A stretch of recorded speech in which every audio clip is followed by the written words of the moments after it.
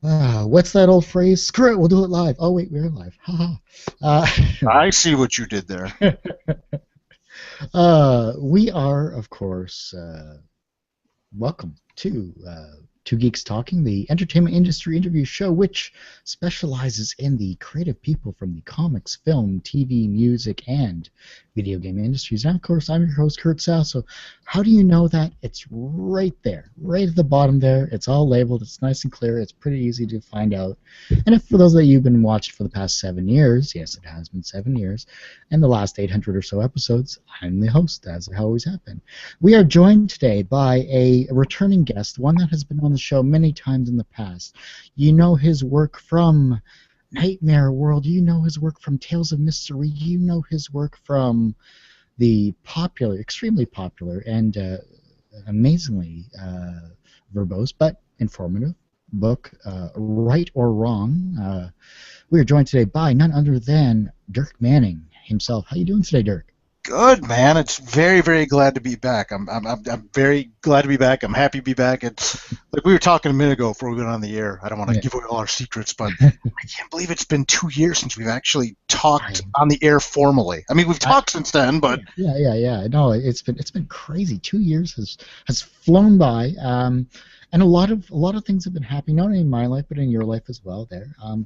But this show's about you. I'm just a host. I just talk up the crowd and all that jazz. And you got to have fun with your guests here, because in 2 years, a lot of great things have been happening with you specifically. Most notably is of course your Kickstarter campaign with Tales of Mystery Volume 2. Now for those that don't know for those that for some reason haven't actually listened to the past few episodes with you on it, tell us what Tales of Mystery is, and then we'll talk about your Kickstarter campaign. yeah. Well, Tales of Mystery, I guess, is a series or is a franchise or however you want to look at it. Is about a paranormal troubleshooter named Mr. Rhee. Get it? Mr. Rhee. Yeah. Every time I do a show, someone will come up and like, oh man, I'm really liking Tales of Mystery, blah blah blah. They just pause and they're like, oh my God, Mr. Rhee. It's like one of those things some people don't catch till they say it. No, but it's about a guy. Like I say, he's kind of a paranormal troubleshooter. Lives in a world after the Armageddon and the Rapture has happened. Things are kind of back to normal, or seemingly back to normal. Society has rebuilt itself. It's not like a apocalyptic wasteland or nothing. There was a rapture. A lot of people got raptured away, and a lot of people are left. And everyone just kind of society's kind of like agreed, okay, things are back to normal. We're done. We're not going to talk about what happened anymore. We know what happened. We know that, a lot of people are gone, and all the monsters are gone, all the demons are gone, and everything's peachy again. And, Mr. Rhee knows it's not peachy. He knows there's still things left, and that kind of sets up, I guess, the underlying conflict of the whole series, as a guy that people kind of don't want to acknowledge at all, but yet if something crazy or bad or terrible, usually terrible, starts happening, like a friend of a friend of a friend recommends, like, this guy I heard about, you got to contact him, and he'll kind of clean it up kind of discreetly, and so but it's a horror book. It's definitely not a superhero book or anything like that. It's a darker horror book, and yeah, like you said, we just launched the Kickstarter for the second volume, which is called Carmageddon. It was kind of funny. You were hinting at that title 2 years ago, actually, because you were in the process of working on it there, and I thought it was a really cool title. And obviously, your readers have been following your career and have always loved your work for whatever you put out, from Nightmare World to your Right or Wrong book. Tales of Mystery, though, Kickstarter is always one of those things where you never really know how a campaign is going to truly go. When it comes to your type of work, because it's a horror genre, and it's a very well written and drawn genre. How well, for those that don't think Kickstarter is still viable for whatever crazy reason that is, when did you actually get a full 100% completion? It just blows my mind. We actually launched the campaign on Monday, February 2nd. Our funding goal was $6,666. Because why not, right? Yeah. And I knew. Let me preface by saying, I knew in my heart we would get funded. Mm. I knew it's like, okay, we'll get there. We'll get funded. Whether it be 2 weeks, 3 weeks. We're running the campaign for 30 days. I'm like, I know we will get funded. I feel it. It's a great book. Really excited about it. We were fully funded in under 8 hours, and we went on. We hit $13,000 in 13 days. Jesus. Yeah, and right now, as I'm talking to you, we are at over $14,300. With So we 12 are, days to go. yeah, we have 12 days to go. When I launched the campaign, and I talked to a couple people and stuff like that, and I said, okay, this is our funding goal, and we'll say like stretch goals up like 13,000, because if we get to like 13,000, that'd be amazing. I mean, that's like 200% funded, more or less. I mean, that'd be amazing. And people are like, you're gonna need more stretch goals, and I'm like, shut up, get the hell out of here. Like, thank you for your support, but shut up. Thank you for the vote of confidence, Mom, or whatever. But no, no, that's not gonna happen. And like I said, that 13 days into the campaign, we hit 13,000, which people that pay attention to these kind of things, I mean, that's like really like when you're talking about making hardcovers, and in the case of what we're doing with the campaign by offering, at that point we offered 4 stretch goal like art prints, extra bonus comic, a button, a signed book plate. That's kind of like the place you want to be. If you get to like that 13,000, you're like, okay, now we're in a good spot. Then we hit that in 13 days. And like I said, now we're over 14,000, and we unlocked our 5th stretch goal yesterday. Oh, yeah? So people are just going to get a box of stuff with their hardcover. It's just going to be crazy. That's nuts. That's amazing. Yeah, I love it. I just want to give people that are supporting this directly as much free stuff as possible. That's my goal. Okay. Now this is kind of interesting because you hit the $13,000 mark on Friday the 13th. Yes. Yeah. We hit 13,000 in 13 days on Friday the 13th, which I swear I wish I planned it that way. I do. I wish I had something to do, but it's just one of those things. Well, as a big Lovecraft and Cthulhu fan, I'll just say the stars entered their proper alignment. And yeah, man. Yeah. 13,000, 13 days on Friday the 13th. There you have it. That's amazing. And I mean, like I said, these things can go south quickly. They could get no real traction, but your readers specifically have been, they love your work. I love having you on the show. You're a very passionate guy, not only on the comic convention circuit, but in person. Whenever you're probably walking down the street to your local coffee hangout or whatever with Cthulhu there, and you're a great guy to approach because your knowledge of the horror genre and your love of that particular genre is, you take it to a level it's accessible to anyone. It's not one of those things where you have to know about the deep dark mystic arts or anything like that, or you have to know about the horror genre. You kind of gradually bring them in with your writing style as well too.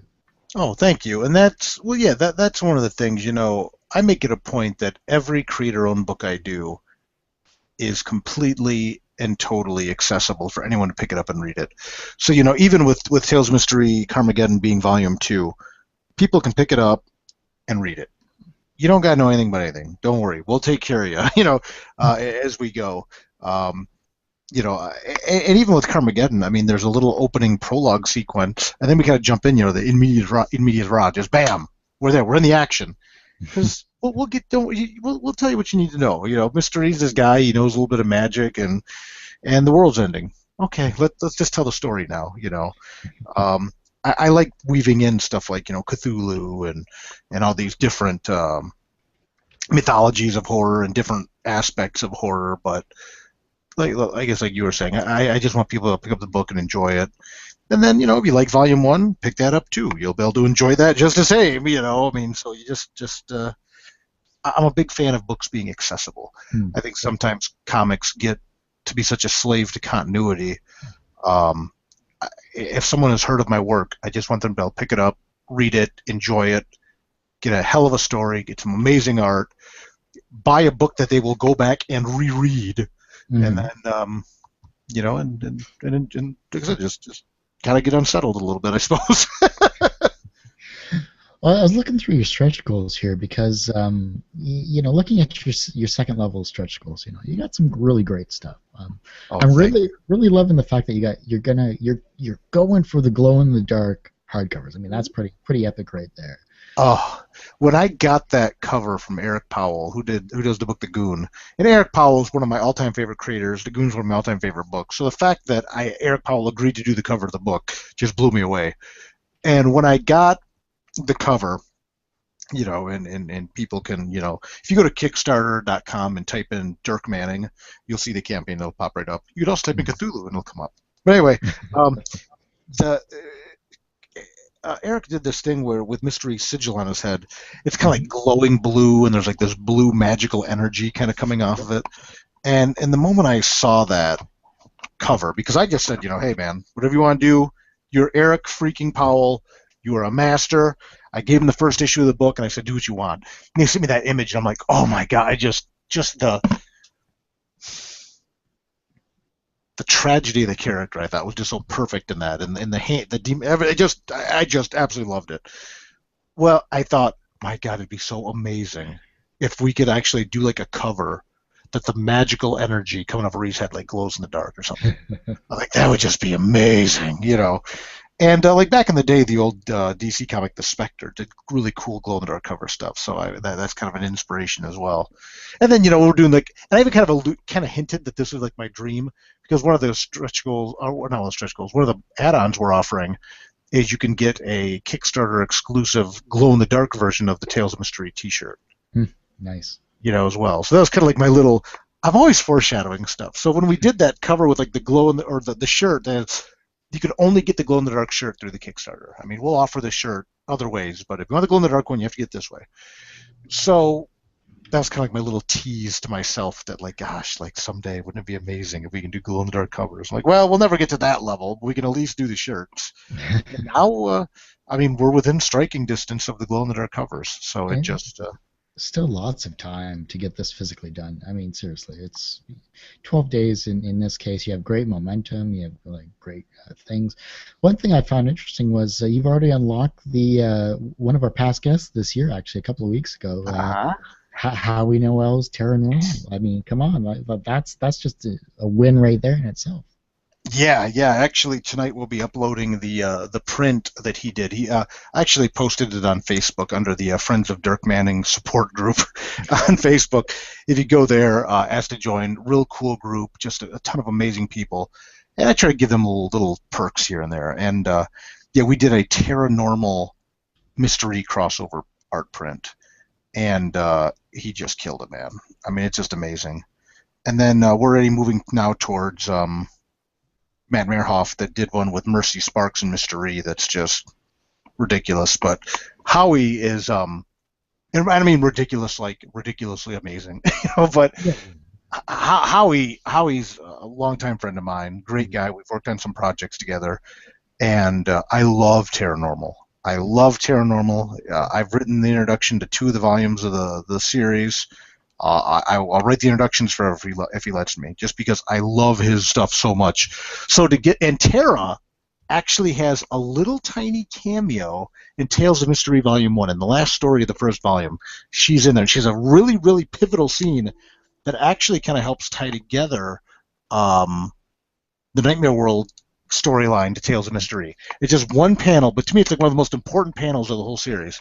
So then for him to get to agree to do an art print for this campaign, which is Kickstarter exclusive. You can only get the print through this campaign, but the good thing is if you order at least a hardcover or $30, it's free. So you get an art print from Set the Moose, an art print from Howie Knoll with Terra Normal, a signed and sketched signed book plate in your hardcover, a button, and a bonus comic by Series 1 artist Josh Ross. I mean, especially for $30 of For all things, $30. $30 for a hardcover. A hardcover. I mean, at Yeah. $30, it's a great deal. Yeah, well, like I said, I just want to hook people up. I'm very fortunate to have a lot of very passionate and invested readers and stuff like that. And we were talking about the money and stuff like that. And it's funny because when this launched and we got the funding in 8 hours, people are like, oh man, I mean, you're gonna quit your day job, you're gonna do Kickstarter full time, and it's like, okay, with the money that we've raised, that means we can afford to print the book. The hardcovers are not cheap to make, and trade paperbacks aren't cheap to make. So it's not like I'm sitting here talking to you like sitting on a throne of money. It's like, and the more money we get, the more stuff we're giving back to people anyway. So it kind of evens out. I'm more like the Joker in the Dark Knight. Just take the big pile of money, just burn it. I just want to hook people up with as much stuff as possible. We're now funded. We can print the book. Now let's just give more people that buy books. Let's just give more and more stuff. Definitely. What's when you're planning a campaigns like this, there obviously the amount of research that's needed to go into something like that is kind of well, enormous, especially for a campaign like this. I mean, daunting. Yeah, exactly. Talk to us a little bit about the planning aspect of this particular campaign, because going in, did you really expect that you were going? Well, obviously you expected you were going to get the book funded. I mean, that's everyone's aspiration, is to do that. Right. But once you hit that point, at what point was it a moment where you're like, well, how am I going to get these other things to give back to the people, to the masses? Like, how did that come about? This is where I really got to give a huge props to Josh Blaylock at Devil's Due, my publisher. We ran a Kickstarter campaign for Volume 1 last 2013. So I think it's about the last time we talked, as a matter of fact, but it was around that time. It was a successful campaign, but it was the first time I ever did something like this. I'll go as far as to say the Kickstarter model was, I think, even fairly new to Devil's Due, and we got funded on the first one, and I'm not going to say it was a slog, but it was definitely not as wildfire as this one was. And with that first one, I definitely had a couple people that really chipped in and asked way too little for as much as they were willing to help out the campaign. But they really wanted to kickstart the franchise, kickstart the series, and he said, look, we know you, we know this series, we believe in it, we love Mr. Rhee, and this is going to happen. So we got funded, and we got through it, and I was happy we got funded. We produced a really great book, and we were able to, again, really kind of launch Tales of Mystery as a franchise. But then going into doing it for this one, and what we did with Carmageddon was we released it as a 4-issue miniseries through comic shops, and then we decided to kickstart the collection like this. The hardcover you can only get through Kickstarter. You get 30 days. If you want the hardcover, you have 30 days. Pre-order it through Kickstarter, pledge to get one. If we print to order, you will not get this hardcover after that. It's gone. People keep asking me, oh, can I get a hardcover volume 1? It's like, no. Like, what do you mean no? I'm like, they're gone. We printed to order. That's it. I'm not sitting on a throne of them over here. I mean, they're gone. I kind of wish I was. A lot of people, I think, would pay good money for them. But that's something that the people that donated in the first round got one. So with this one, I was also talking to a good buddy of mine about doing the Kickstarter. We're actually just at the comic shop just talking. And we were talking about Kickstarter, and I said, I'm going to do this Kickstarter. I'm trying to plan out my ideas.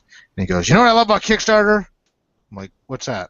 And he goes, just getting a big box of stuff. And I'm like, that's what I love about Kickstarter. That's why you do this stuff. You do it because you believe in the creators and you believe in the project, but you also do it to get all that cool little bonus stuff.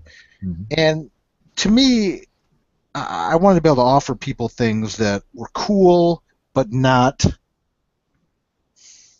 don't say the word janky because I don't think that's appropriate.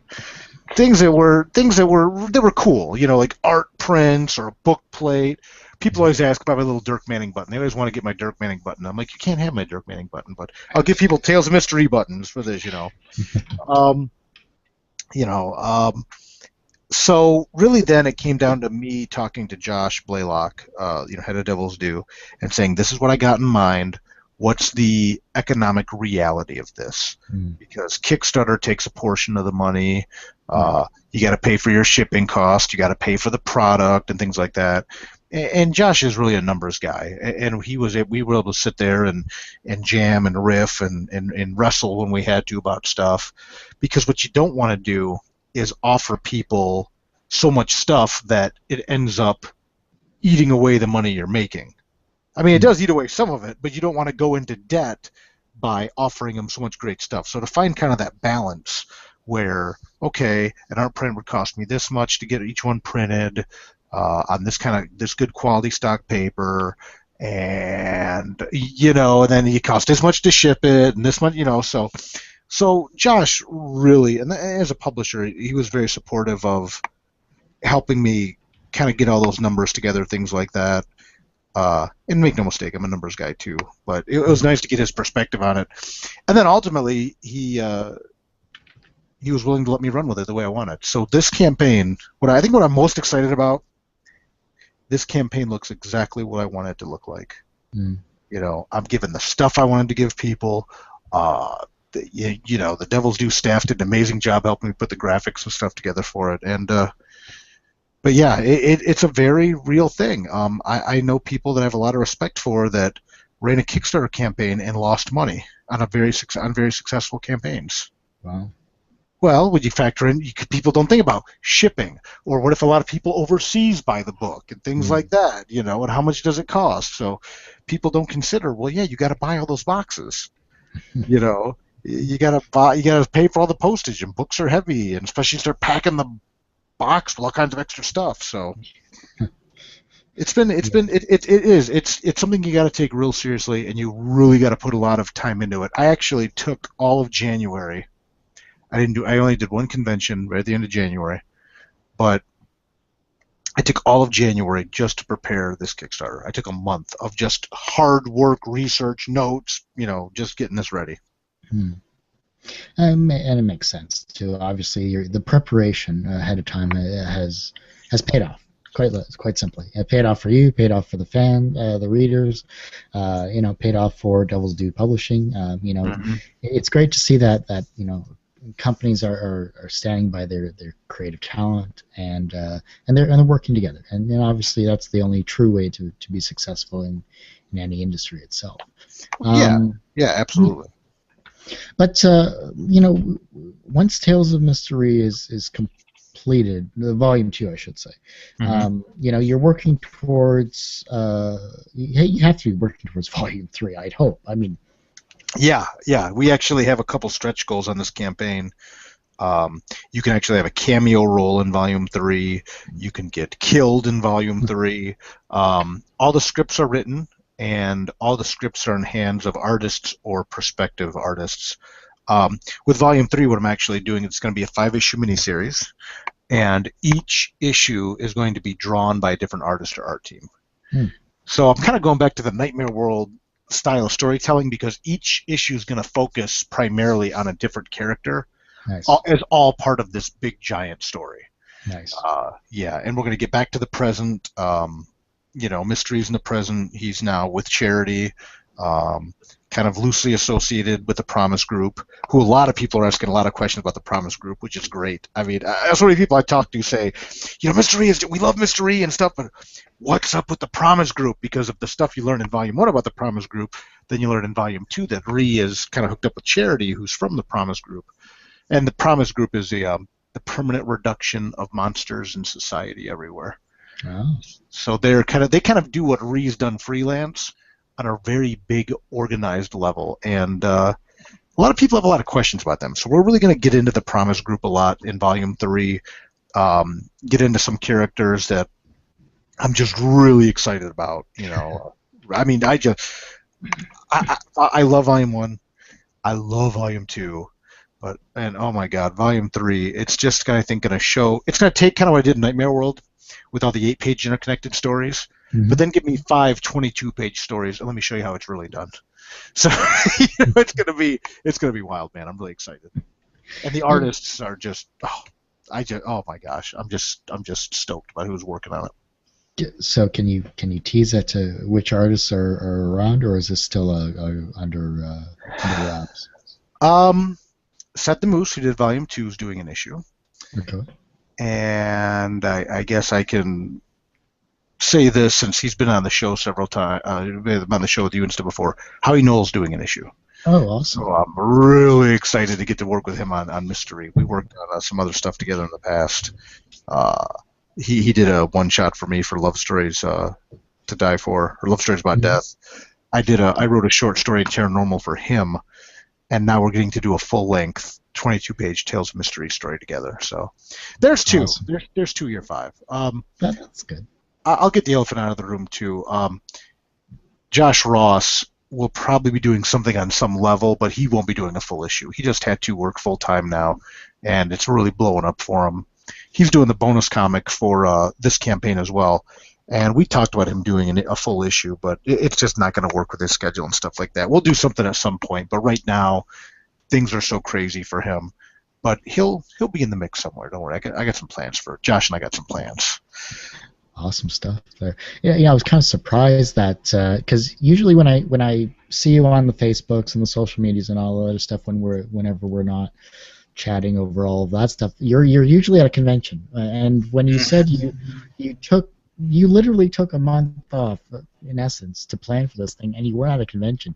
I mean, that must have shocked your readers. I mean, quite letters like, "What? Dirk's not here?" Yeah, where is he? Well, I did in 2014. I did 37 conventions and signings. When you figure there's 52 weeks in a year, and I did 37 conventions and signings. That's nuts. And I ended 2014 by doing 24 appearances in 18 weeks. So I kind of earned January off. And the irony was my birthday was the end of January. It was my big one. I turned 21. I was really excited. Congrats. Yeah. I was like, no more Shirley Temples. I'm like, oh, there's still Shirley Temple. No, yeah, we'll just let that one go.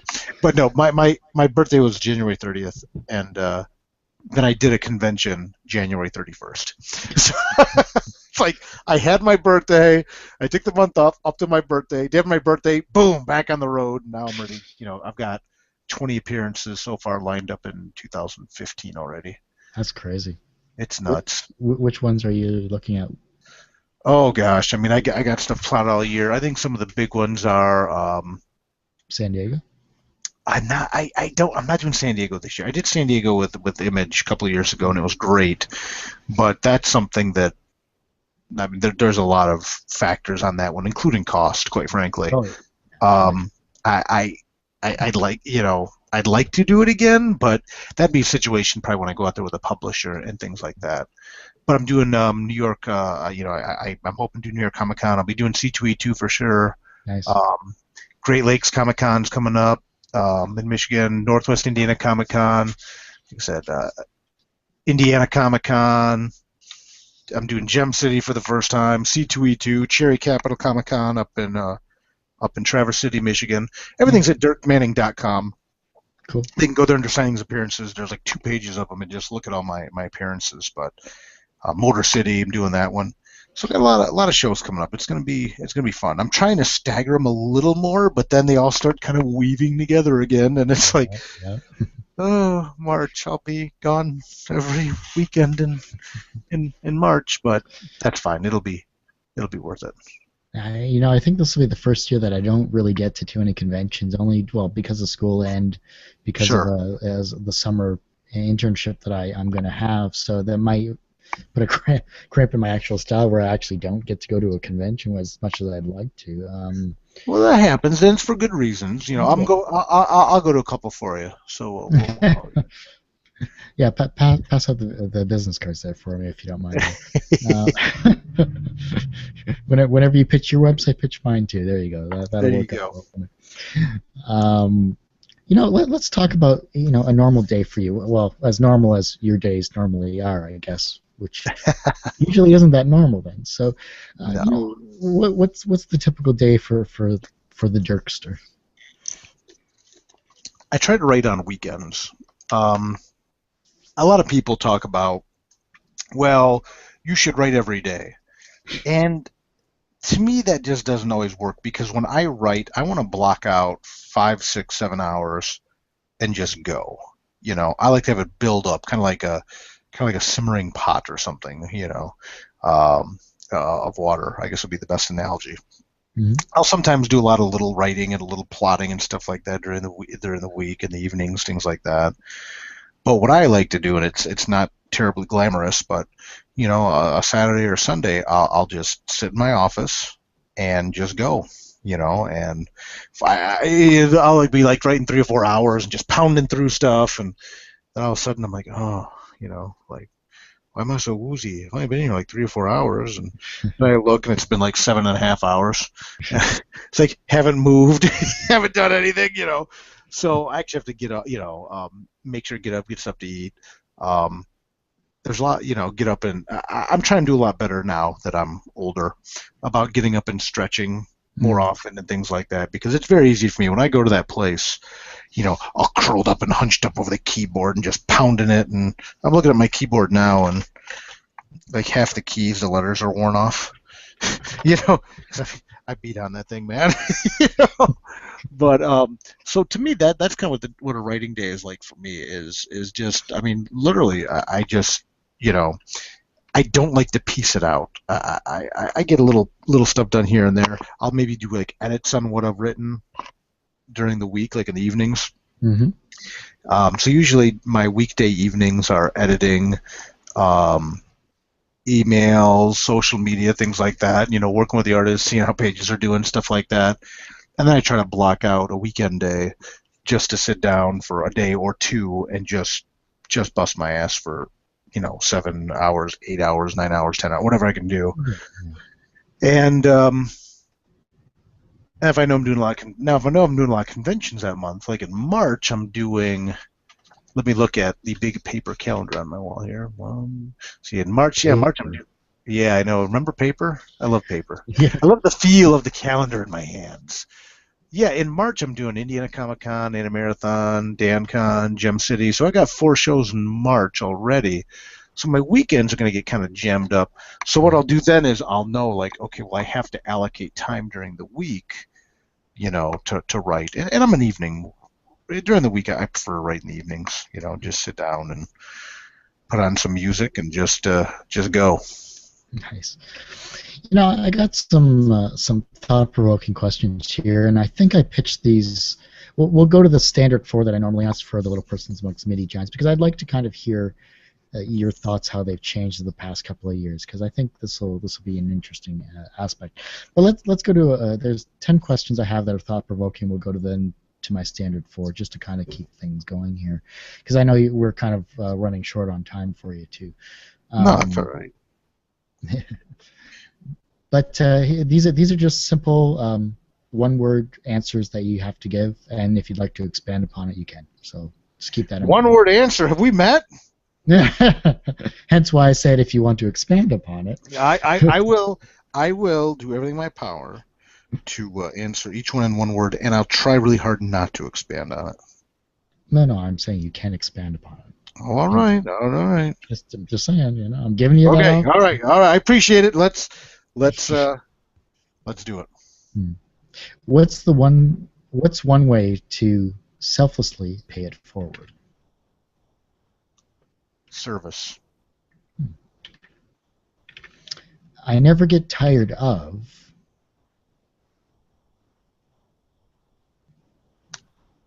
Reading and writing. Let's see. I'm trying to do real well here. I'm like shaking. I'm like, you have the option. You can call it. I'm trying, man. This is a discipline test. What's something you don't want to regret when you're older?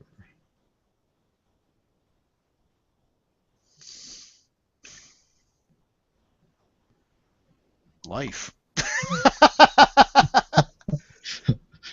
good call. I like it. Good stuff. Yeah.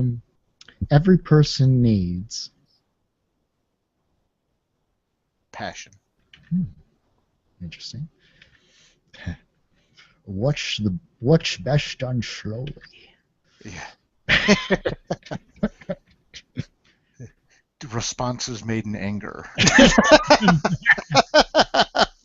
Whew, I can't believe I almost got away with that. Also, I will say, never getting tired of ice cream is obviously the other obvious Of course, choice. that's a given. Yeah. Yeah, that's a given. That's almost too obvious. And chocolate fudge. Oh man. Here it is. What is something you need to know? Oh, sorry. Let me rephrase that. What is something you know you need to stop doing?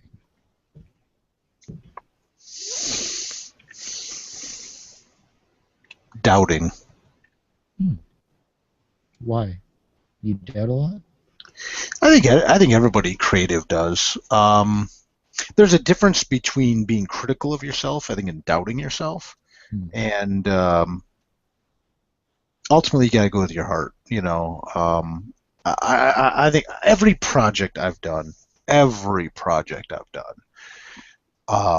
had people in authority, people in power, people with the money, people to make the decisions. Like, that's not going to work. And then I'm always a big advocate of this. You don't argue with people with.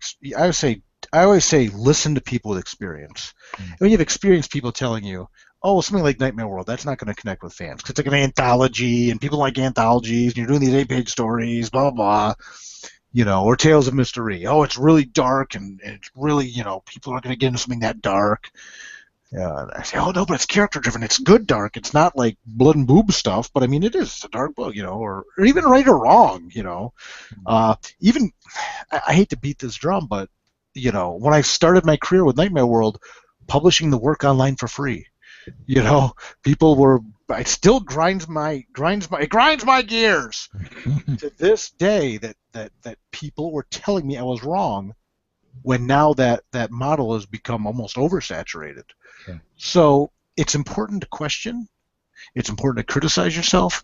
But at the end of the day, if you feel it and if you believe it, go with it. Just go with it. And that way, you know what? You asked earlier, what do I want to regret when I get older? I said life. I don't want to regret. I should have tried to do it that way. Because you just go, man. It's a terrible curse to live in the future. And and to have these ideas for things that maybe aren't quite there yet.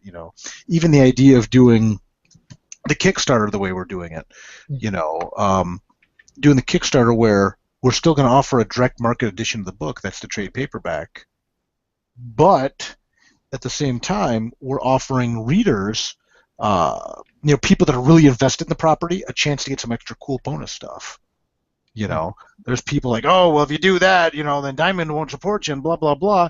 It's like, no, I can't do through Diamond, previews, who distributes comics, what I'm doing with the Kickstarter. I can't say, well, hey, if you donate this much money to getting the book published, you can be the main character in a whole issue of Volume 3. And those were the first two, within seconds of launching the campaign, those were the first two rewards that were gone. Pop, pop, gone. So you gotta, at the end of the day, if you believe it, you gotta go with it. You don't doubt yourself.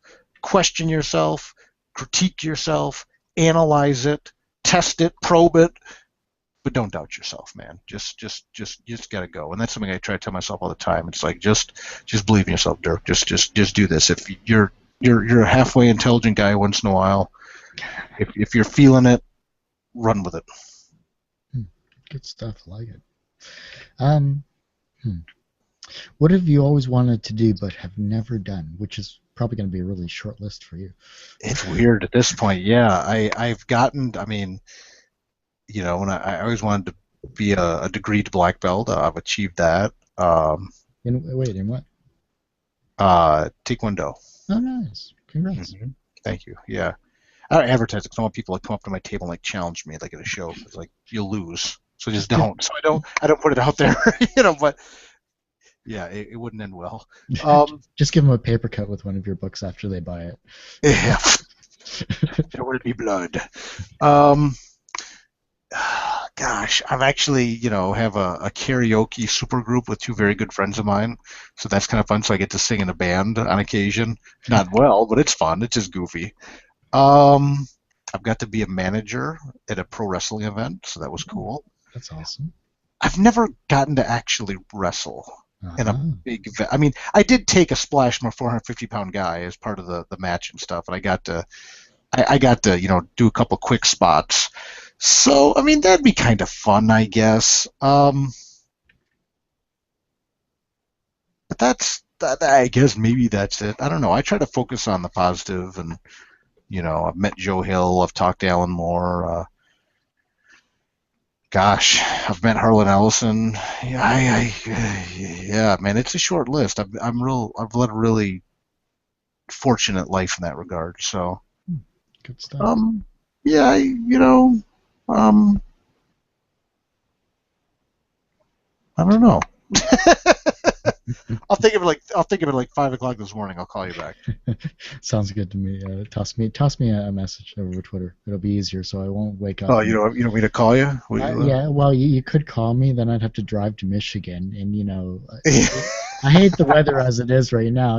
Being in Canada, but Yeah, then I yeah, have to yeah. drive across the bridge to get to you, and it's like Well, they are you. building that new bridge. I'm just putting that out Yeah, there. we're also paying for the other half of the other I side.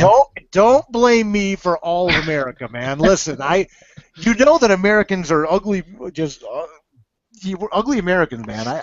We should have paid our part. I agree with you, and I'm sorry. I Hey, apologize on behalf of the United States that we're not paying for our half of the toll plaza or whatever. well, We'll get you. actually, We'll get you back. We'll get you well, back. the irony of that aspect is the tolls that are getting paid to the U.S. are basically reimbursing us. Right, So right, it right. kind of works out that Yeah, you'll get your money. Yeah. I won't personally get it because I'm not that lucky, but Right. Canada is awesome. Yay.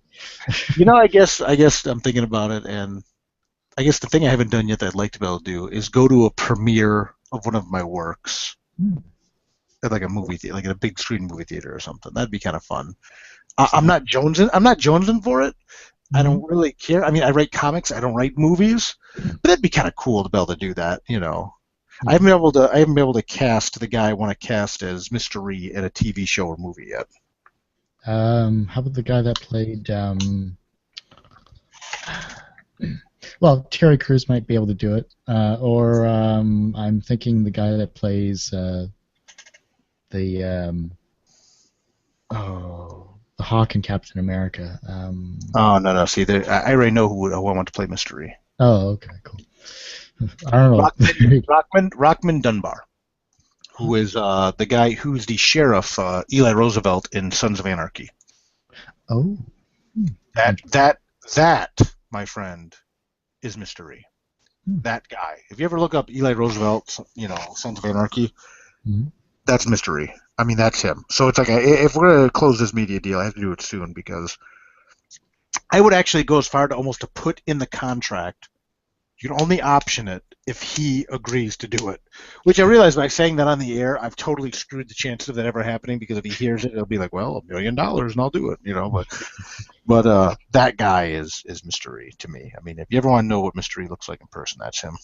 Awesome. I think that'd be cool. Well, if you need a script writer and or a person to work on said set, dibs. There you have it. There you have it. That's what friends um, are for. yeah, well, exactly. I think it'd be pretty awesome. Get it filmed in Windsor, Detroit, and that'd be some pretty awesome things there. I would love it. I would love it to be able to do something like that in the D.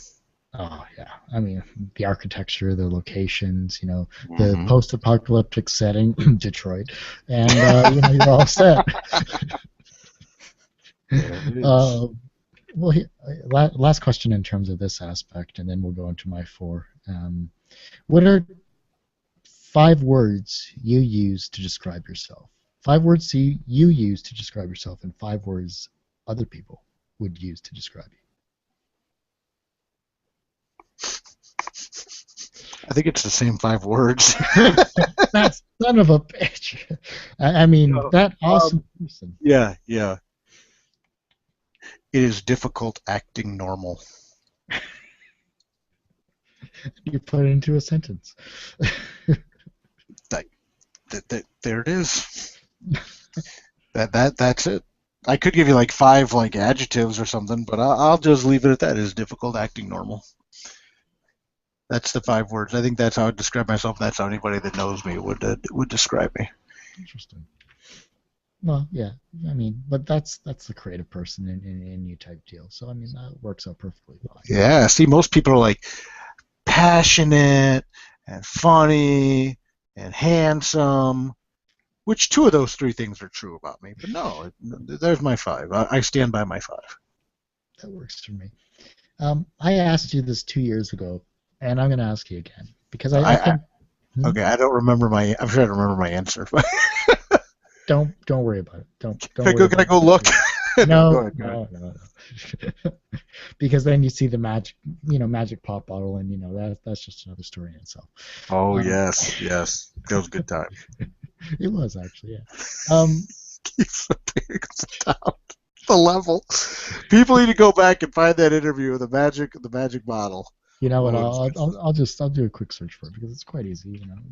Yeah, yeah. But I want to see the answer. All right, what's the question? Yeah, I don't want. I want to keep it real. I'm not All gonna. right. And I'm going to switch up the question because everyone. It was episode 295. We were talking the right or wrong book, so that was back Okay. on March 2nd, 2013. Okay. So we're close to our 2 year anniversary. Close to 2 year anniversary. Yeah.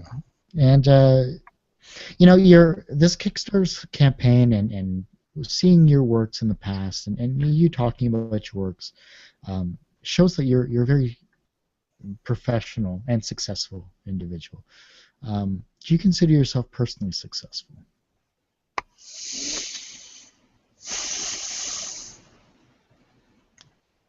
I'm trying. you know, it's a constantly moving target. You know, really, it is. I think at that point in the game, that point in the game, the point at the game I'm at now, I think it's the best to describe it. It's constantly moving target. If I were to wrap up this Kickstarter campaign and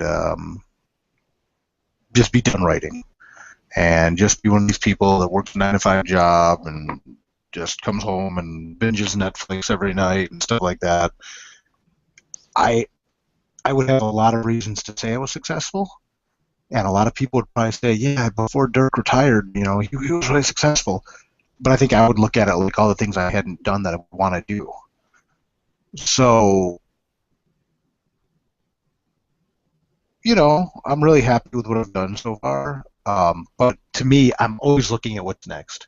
I'm always looking ahead. I was just talking to a very dear friend of mine about this the other day, and she she said about the web we weave, and I said, no, I'm not weaving a web. It's a chess game. Like, there's these things I want to get done, and there's these things that even through this campaign, that by doing this campaign, I want to be able to open the doors for myself to do other things like this, and other people to be able to follow a model like this. And I really want to blaze a trail. So it's not just about me.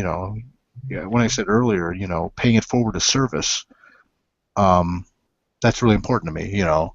Doing what you can do to help other people. That's why I did the right or wrong book. Even with this Kickstarter campaign, I'm trying to show people, look, there's a way that if you put in the time and you put in the effort and you do things the right way, this can work out and go well. It's not free money. Nothing's free.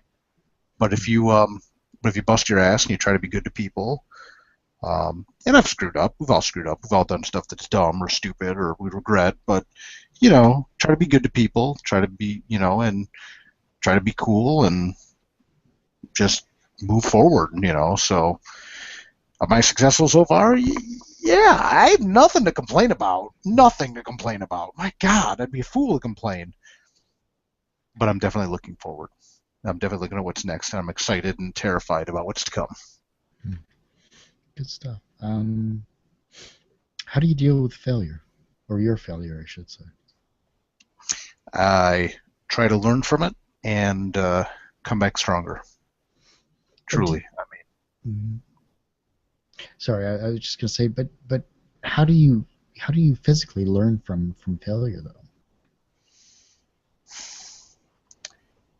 I think it's so cliche, but I think the only way to really fail is to quit. Hmm. Truly, the failure is giving up. That's when you fail. You know, um, like I said, every project I've done, I've had resistance. From people that I didn't want to get resistance from. It's like, why can't you just see this will work? Just trust me. Trust in what I'm doing. Trust that believe in the product, believe in me, man, and we will do this. Um, but I haven't and when someone says, well, no, or we don't believe in this, we don't think this is going to work, it's only failure if you say, okay, you're right. All right. Failure is quitting. You know, um, it's all a process. Failure implies an ending as well. It's over. You failed. If you keep going, you can never fail. Because failure is the end. The some end result is you failed. So just don't. That's the key, man. If you, I don't mean to be all zen about it, but if you don't, but it is exactly how I feel. If you don't quit, you will never fail. Good stuff. Everyone has that one person that kind of inspired them on their path to where they are today. Um, who is that for you in this particular decade? I think personally, it'd be my grandfather. Hmm. And I think professionally, it would be guys like singer Mike Patton. It is a really huge one for me. This is a guy that he was in. Most people know him as lead singer of Faith No More. Big, huge commercial success, and he didn't want to be pigeonholed into that guy or that dare I even say that band, and really opted to start doing his own thing, doing different stuff, doing whatever he wanted to do, and didn't ever really achieve the huge success on his 1,000 other projects he did with Faith No More. But he did it. He started his own record label. He's got to perform with all of his idols and things like that. And that was always something that really professionally motivated me. He could have kept doing Faith No More. He could have done commercially viable projects and made a ton of money and been a little darling golden boy on MTV and stuff like that. But he said, that's not who I am. What I want to do is do this cool stuff and envision it, do it, envision the next thing, and do it. And that really inspired me. As a professional model. I'm not in this to get rich. Which I know frustrates the hell out of some people. I think that's why some people don't have as much faith in what I do as maybe they should, because I'm not motivated by the money. But depending on your position in the industry, some people are very motivated by the money. The money is secondary. The art should come first, and it sounds like such a pretentious artiste thing to say, but truly, that's where the people I work with, we have fun, we jam together, we make great books, we make great product because it's about the product. It's not about chasing the dollar. So that's a big thing. Now that being said, I did a right or wrong column about this I think last year. My grandfather taught me a very, very valuable lesson about making money. And I'm going to talk about this a lot in the next Right or Wrong book that I do. We were talking one day, and I was a teenager, and he said, "What do you want to do when you get older?" I was a teenager, and I said, "Oh man, I want to make $1 million one day." You could see how much things changed, And I said, "I want to make $1 million." And he goes, "Oh." He goes, "Well, it's easy to make $1 million." Oh, come on, Grandpa, not easy to make $1 million? He goes, "Yeah." He goes, "You buy 1 million hats for $1 each, and then you sell each hat for $2, and you made $1 million." And I said to him what everyone thinks when they hear that, one the kind of knee-jerk reaction everyone has when they hear this story is, I said, "Well, Grandpa, I don't have $1 million." And he goes, "Oh." He goes, "Do you have $20? I said, "Yeah." And he goes, "Start with 20 hats." And there it is. He said, "You're not going to make $1 million in a day or a month, or a year or maybe even 10 years. But are you willing to dedicate yourself to making $1 million in 20? Another good buddy of mine says, I'll nickel and dime the world to death. And nickels and dimes turn into dollars if that's what you want to do. But more than that, make good art, have fun, make good friends, make products that you can stand by, you can believe in. And if you make some money on the side, hey man, you can give people more great free stuff with your Kickstarter that way. Good stuff.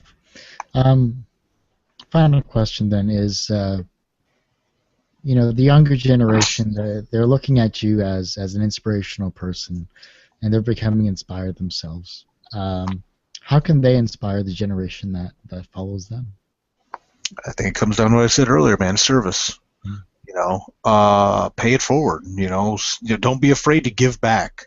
I said when I was starting, and I'm not like a super huge superstar now by any stretch of the imagination. I think it's very difficult to get to that level in this industry unless you work on some really high-profile corporate-owned character books at one point. I think sadly for most people, you're not big until you do Spider-Man or Superman or Batman or whatever. And there are exceptions to that, obviously, but I don't think there's as many exceptions as people may tell themselves. But even when I was nobody, when I was starting off, and I said, I will do everything I can. If I ever get to the point when I'm making comics as a nobody, someone didn't even have an internet connection in my house, I had to go to the library at my parents' house, I said, I will do everything I can to help other people make comics if I can find a way to do this. And I did. And I did. And I do. And I am. So I would encourage everybody out there, if you find things that work, don't be shy about sharing it. If you are making comics and art or writing, and if you're creating artistic product, we'll say comic books. If you're making comic books that are true reflection of you, that are truly, no one else should be able to do what you do anyway. No one else could do Nightmare World. There's other horror anthologies out there. There's been some before me. There's been some after me. No one made a Nightmare World. No one could make a Nightmare World. No one could make Tales of Mystery. No one could write a book like Right or Wrong. I would argue that people have tried. But you can't. Done columns and things like that. It can't be done because it's mine. It's me. So don't be afraid about other people taking your ideas, and don't be afraid about other people copying what you do. Be shareful. Be shareful. I know it's not a word, but it's a word now. Be shareful. I think that needs to go on to a T-shirt now. Make a T-shirt. Be shareful. Be shareful. There you go. Sell that for $1 and away you go. There you go. Right. Buy them for $1 and sell them for $2. Make them for $1 and sell them for $2. Because I was going to say, where can you find hats that are $1? Well, right, exactly. But the concept, obviously, is the metaphor, and so the emotion is the aspect of it. That's right. Very, very true words have never been said. And if they had, I didn't hear it. My grandpa's a smart guy. That he is. I hate to say it, but time flies when talking to you. Well, no, I don't hate to say it because I love talking to you. You're a great guy. But time flies with you. The feeling is mutual. An hour goes by like that. I know, man. I feel like we barely scratched the surface. But I was looking back at the history of Two Geeks Talking, and you've been on. This is your 5th time being on the show, actually. Nice. Is that the record? Do I hold the record, or do I got to get on a couple more times? I think you're pretty close. If you don't hold the record, which I think you hold the record for the most appearances. Yeah, I'll take it. Still don't hold the record for the longest podcast. That's still Trevor Mueller right there. So I mean, you know what? I love Trevor, and that's fine. Trevor is a great guy. I wish I could see more of him, and yeah, that's fine. He can have that record. I'll give him that one, Kurt. I'll let him. I like him so much. I will let him have it. Good, because I'm not doing a 4.5-hour show ever again. Careful, we might. Hey, is that a challenge? It is for me. I'll just put the podcast on. We'll keep it like this, and we'll just keep it going there because Just keep it rolling, man. Keep it I rolling. I haven't tested the limits of Google Hangouts yet. So hey, let's give it a go. We would have a piece of Google when we're done. We better. I could use the residuals. Amen. Well, You could buy a lot of hats. I could buy one of those smart cars that drives me around and still maps out my location as I'm going. As I said, Dirk, a pleasure as always, having you on the show for the fifth time. I want to see that $20,000 mark on Kickstarter. I want to see. That'd be amazing. That's going to be beautiful. I mean, seriously, everyone out there that sees this at this particular point, you're probably going to have 5 days left, or 5 or 6 days left in the actual campaign itself once this gets posted. This will be posted next Friday. Okay. So you'll have a few days left this final week, to push and get to the $20,000 mark if we're not already there. Just saying. So go to Kickstarter.com, search Dirk Manning or Cthulhu, and go to this campaign and get your $30 hardcover book with a box of swag. That's awesome. A crazy amount of stuff. Yeah, like I said, where we're at right now is you get the hardcover, you get the button, a book plate signed by me, signed and head sketched by series artist Seth the Moose, an art print by Seth, an art print by Howie Knoll, and a bonus comic with a short story, Tales of Mystery short story, written by me, illustrated by Josh Ross from Volume 1, the artist of Volume 1 that's never been published. So, and by the time this goes on the air, who knows how many more. I imagine we probably at least will have unlocked the Mercy Sparks print as well.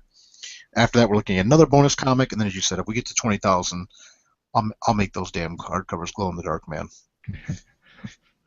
Oh, that'd be awesome. That'd be awesome. And as always, where can we find yourself and your amazing work on the interwebs there? DirkManning.com is my website, so people can go there and learn a little bit more about me. Like I said, my convention schedule is on there. I'm just signing in appearances. Other than that, Facebook, Twitter, Instagram, Tumblr.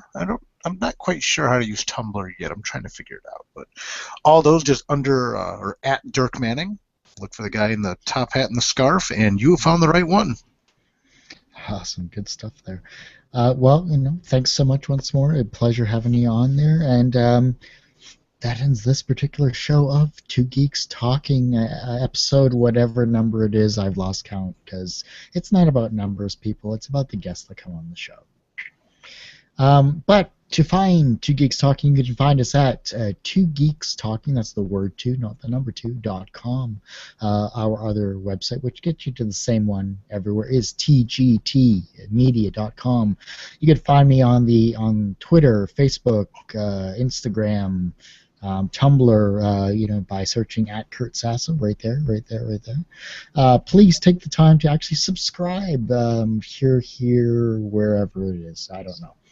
But subscribe, because in that subscription you're going to get hundreds of interviews from conventions, from shows like this, from amazing talented people like Dirk, actors, musicians, video game people, the comic people. The world comes to Two Geeks Talking, and I want to share that with you. And so that's what I'm doing. We're also on Patreon. We're also on a few other things as well. You can find all that at tgtmedia.com. And if you want to be on the show, it's quite easy to do. All you have to do is go to tgtmedia.com, click on the Suggest Interview section, fill out the form that takes literally 2 seconds. It's 3 clicks. Submit, gets sent directly to me. There is no middle person. And I'll contact you via email. We'll chat it up. We'll see what you want to come on the show for. And, I'd love having you on. And we have some great guests coming on the show in the following month. I know Doc, a.k.a. Carlo S. San Juan from Callus Comics, and a new comic coming out that he's actually creating is going to be pretty amazing. So thanks, everyone, for listening and watching. Thanks again, Dirk, for coming on the show. And tune in next week for another awesome, talented, and creative person on Two Geeks Talking.